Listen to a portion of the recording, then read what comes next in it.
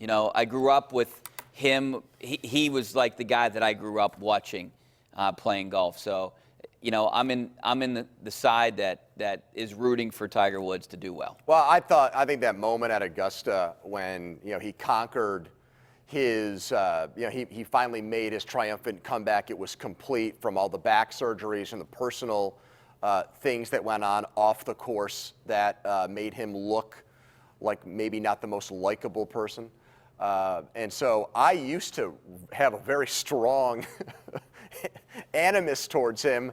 But when I saw him win and his kids come over to him and it's his first major championship with them being old enough to watch him win, it was hard for me in that moment not to root for him. So I won't mind if he breaks Jack's record. I really won't. I don't think he will. That's going to be tough to win a few more majors. But, I've never seen anything like it. I wasn't really – I don't remember the day – I wasn't around for the days of Arnold Palmer, Jack Nicklaus. Sure, same. And those guys just being followed, but just the masses. Oh, he dominated this guy, his sport. Yes. He absolutely unlike crushed anyone it. else, I thought. I agree with that.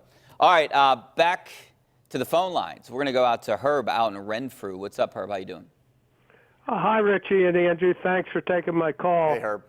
My question is, with the NFL being a copycat league, do you guys think more teams will copy the running game success of playoff teams like Baltimore, Tennessee, San Francisco, and get away from the pass-happy offense? And I think they should keep Juju. All right, well, thanks a lot, Herb. It's hard to do that if you don't have the right pieces. Well, the Steelers won't, and the Steelers won't do it because Ben Roethlisberger is going to be back, and he wants to throw it 40 times a game. And the offensive coordinator, Randy Fichtner, is fine with that. Look at last season back in 2018 when they led the league in pass attempts. So I think that is a balanced offense is a way to win. The Steelers like to tell you that the short pass game is the same as the run game, and I just have never believed in that philosophy. So I think part of the reason why, Richie, it was hard for not just James Conner, he was hurt, but it was difficult for the running game to gain some traction. It's because the offense isn't designed that way. As long as Ben Roethlisberger is in the mix, the Steelers are going to be a pass-first team. I firmly believe that. What if they had a Le'Veon Bell type running back? They'd use him out of the backfield as a pass catcher the same way the Steelers did. With Bell. Yeah. And that's what they're missing, I think, right now. I'd love to see them I'd love to see like a guy like J.K. Dobbins fall down to them in the second round. That would be interesting. I think they got too many holes. Do you really? I think I'd rather have a tight end. I think the 49ers are you're seeing it with them.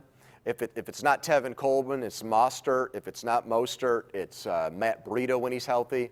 I think you can go committee. So many teams that have won the Super Bowl, like the Patriots, have not had one big guy.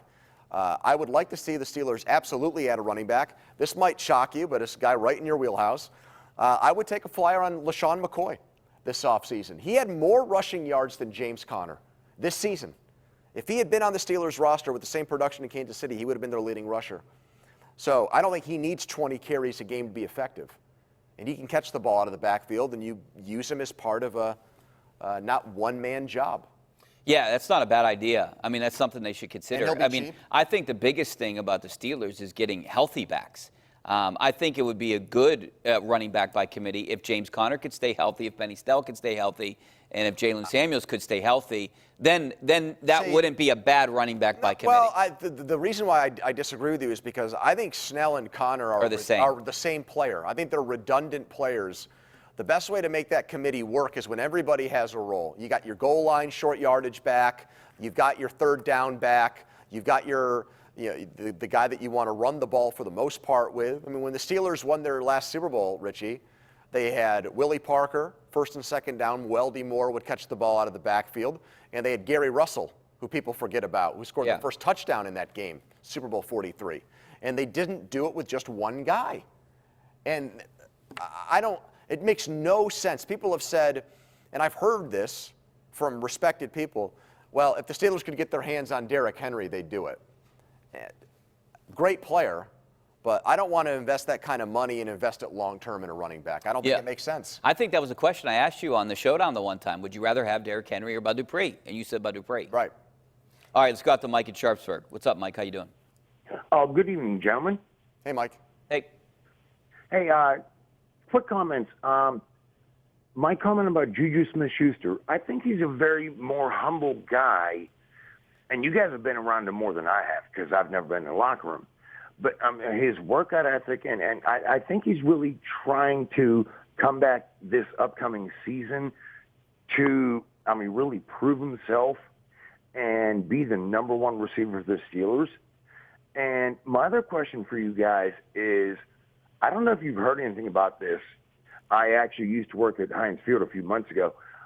They're losing their naming rights. Do you have any insight about that? Well, there's still another year. I think you guys should have a hair contest. Take care, guys. Wow. Whoa. I'm flattered by that, Richie, because there's been so much.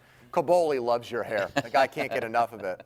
Yeah. I let him use my hair product one time. Is that right? How'd yeah, that go for him? in the Orlando airport. Yeah, he loved it. I think it's still holding his hair to this point, 2 years later, or 3 years later. So as for the Heinz Field naming rights, I know that's up after next year. So is PNC Park. Right. So I'm sure those deals will get worked out at some point. I think the Steelers went out of their way at the end of the season to say that Juju, did things off the field as a leader in the wide receiver room that we can't measure, that showed that he was a good teammate and he was on board and all that nonsense.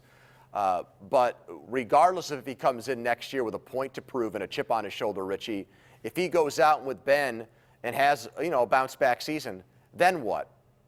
Then what? You got to pay him $20 million a year? Because that's going to be the going rate. Amari Cooper, who flamed out in Oakland, got traded to the Cowboys and is now going to be a free agent. Going to make $100 million. Right? That's what they're saying. Yeah, Juju put up some big numbers his first 2 years. Last year, he has a good excuse because of no Ben Roethlisberger, but he's going to command a pretty big penny there. And he knows that. He's savvy. Yeah, he's not going to give them a hometown discount. The one word I would not use to describe him is humble, though. So I know he described him as that. But look, the guy's a good player. I like him. I thought he was moody at times this year, but I think he was just frustrated with the way he was playing and the injury. I think it took a toll on him. It was the first time he dealt with any kind of adversity. Right. We'll see. He also didn't have Antonio Brown across from him. And I know what a lot of people, what you want to say about Antonio Brown and what he's done off the field, but he was a pretty good player here.